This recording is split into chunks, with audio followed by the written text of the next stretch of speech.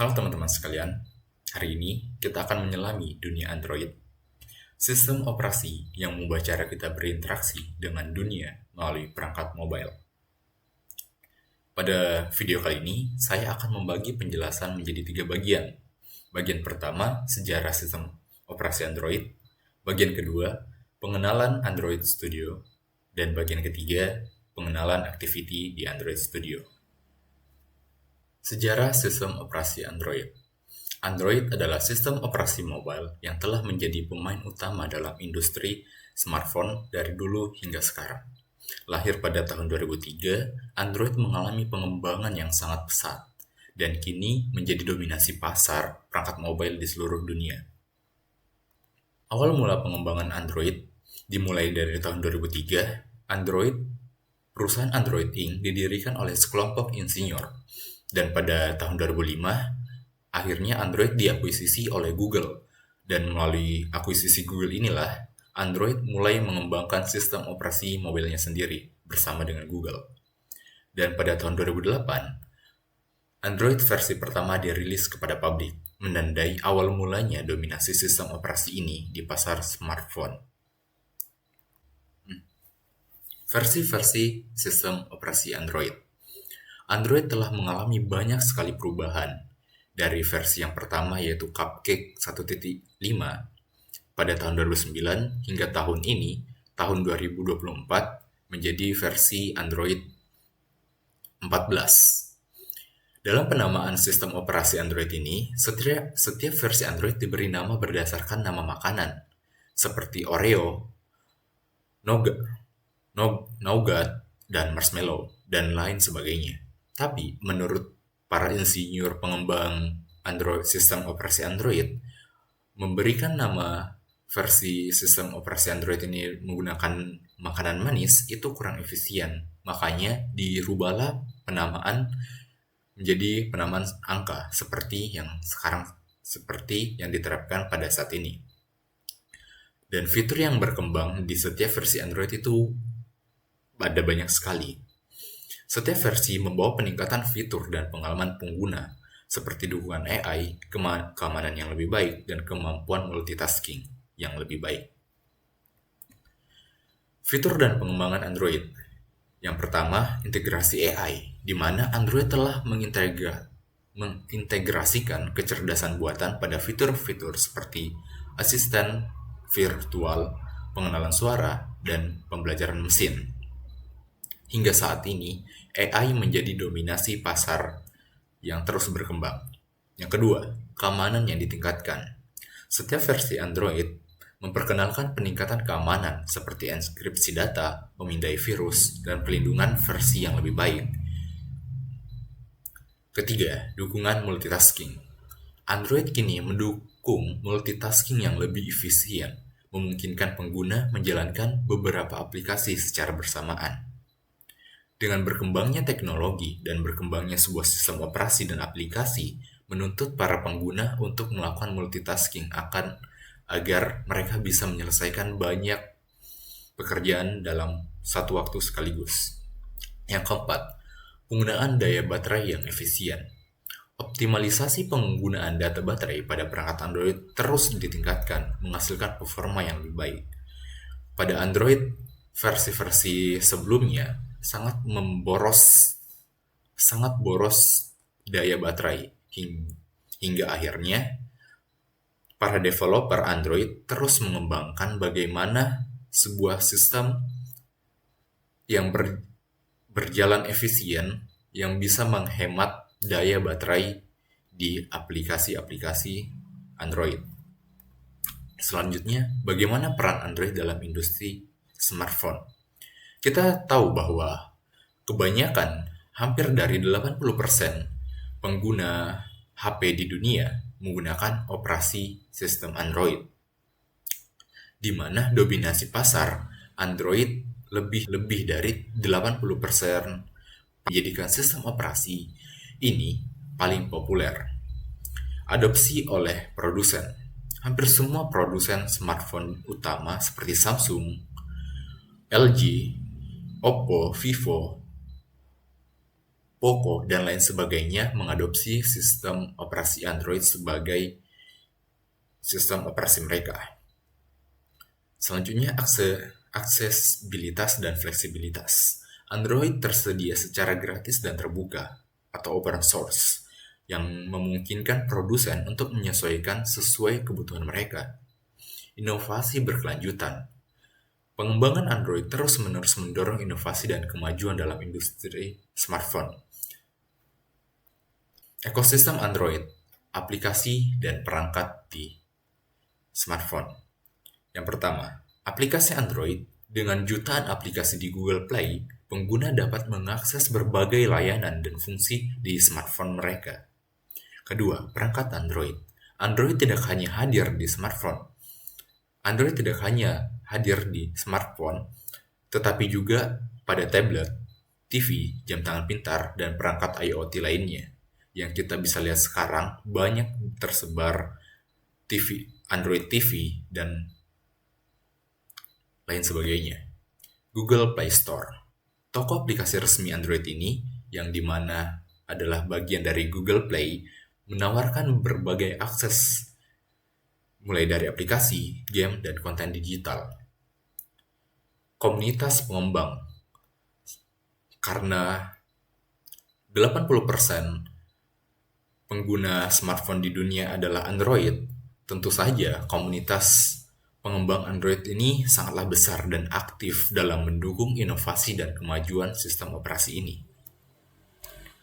Bagaimana tantangan dan inovasi dalam sistem operasi Android?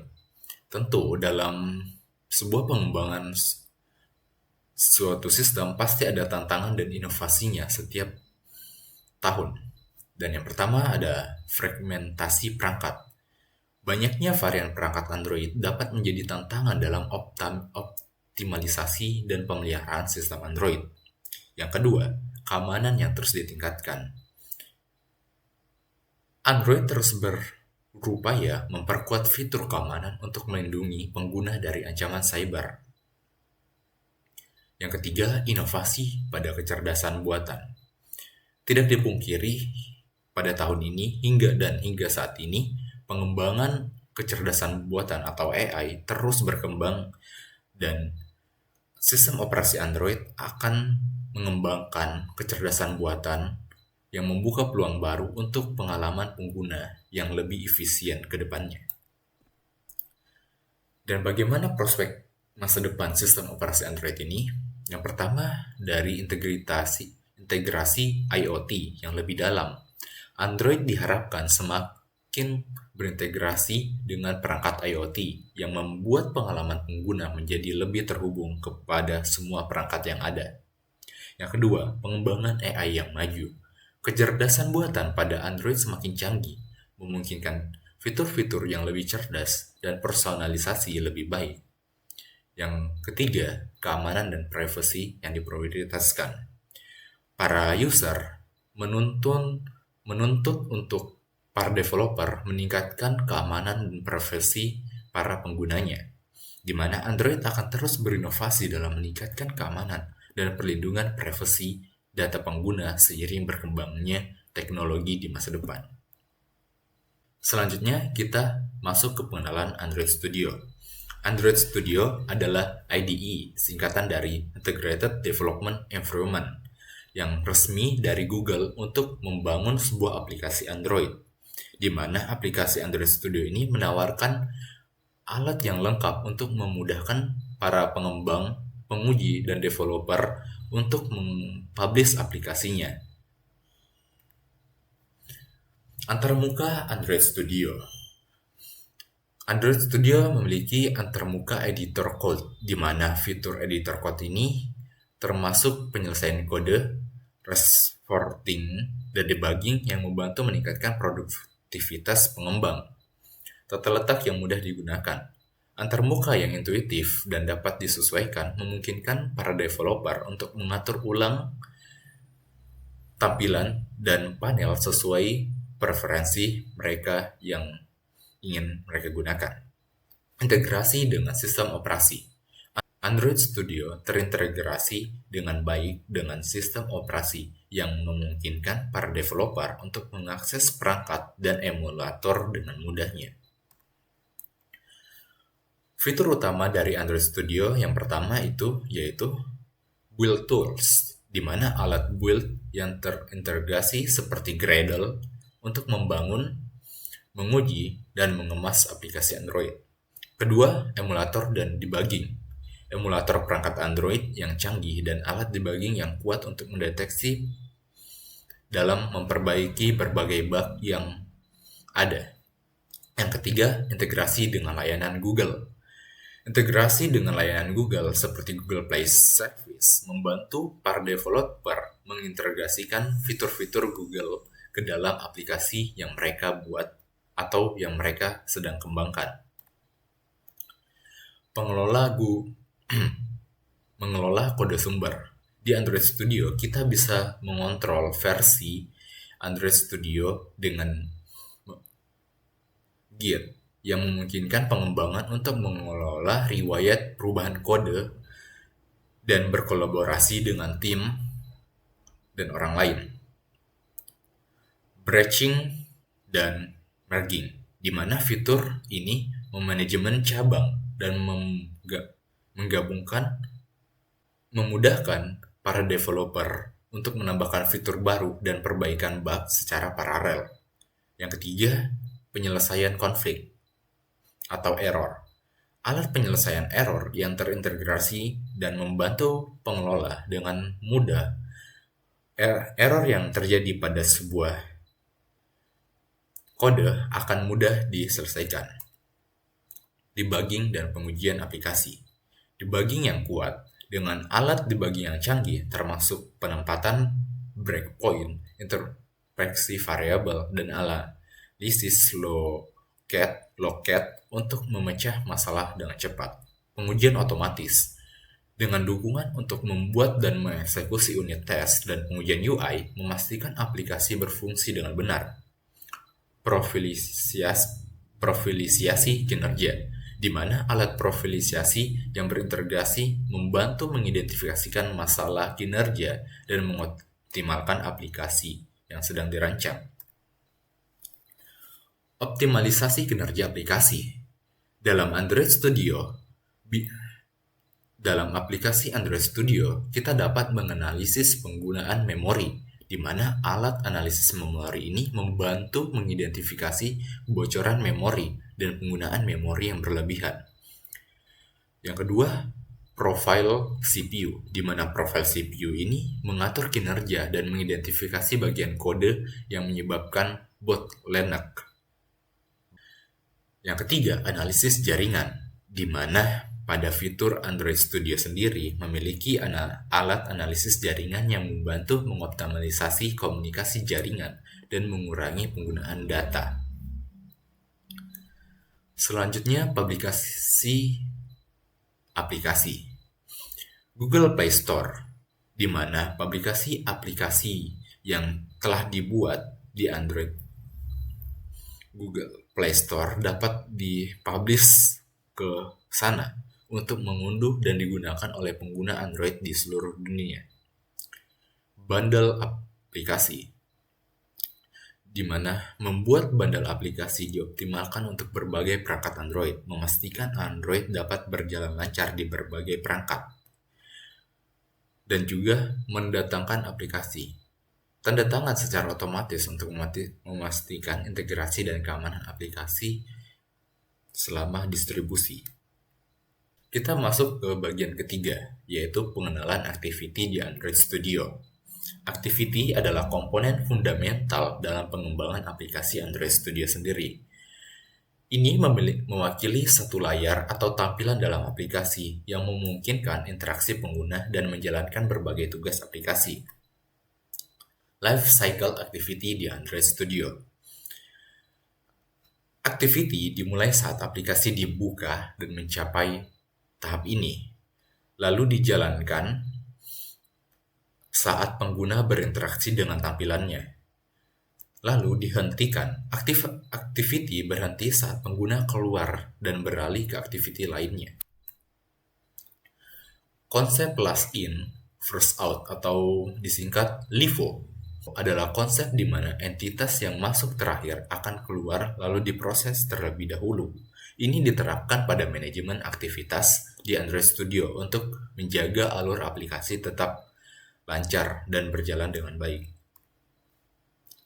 Memahami layout XML pada Android Studio. Struktur hierarki, di mana layout XML ini mengatur struktur hierarki komponen tampilan dalam aplikasi Android yang sedang dibuat. Konfigurasi komponen. Melalui XML ini, pengembang dapat mengkonfigurasi properti dan perilaku masing-masing komponen tampilan yang ada pada Android Studio. Layouting XML memfasilitasi praktik terbaik mengembangkan antarmuka pengguna yang konsisten dan efisien. Selanjutnya, mengenal view dan group view.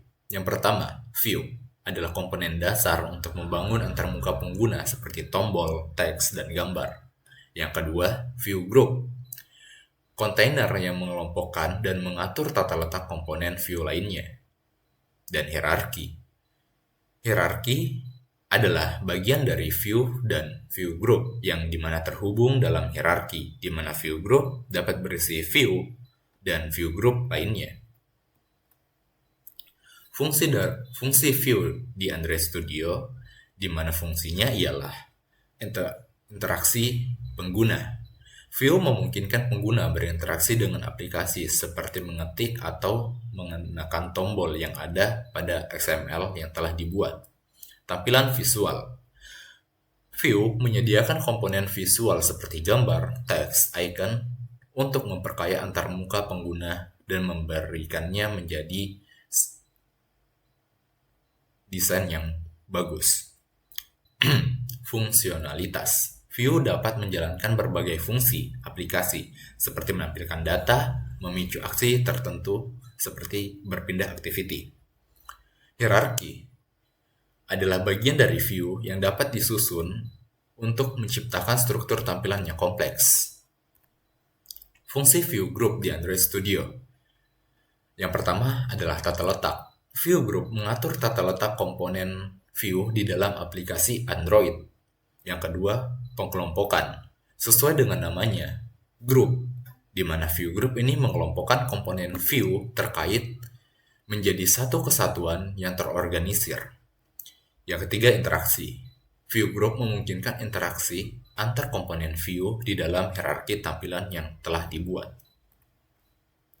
Kesimpulan dan penutup. Dalam pengembangan aplikasi Android, Activity Lifecycle, LIFO, Layout XML, View, dan View Group merupakan konsep kunci yang harus dipahami dengan baik. Dengan menguasai konsep-konsep ini, kita sebagai developer dapat membangun aplikasi Android yang tangguh dan interaktif. Sekian dari saya. Mungkin yang saya jelaskan ini adalah bagian dasar atau pemahaman yang saya pahami mengenai Android, sejarah Android, pengembangan Android, dan Android Studio. Kurang lebihnya mohon dimaafkan. Sekian, terima kasih.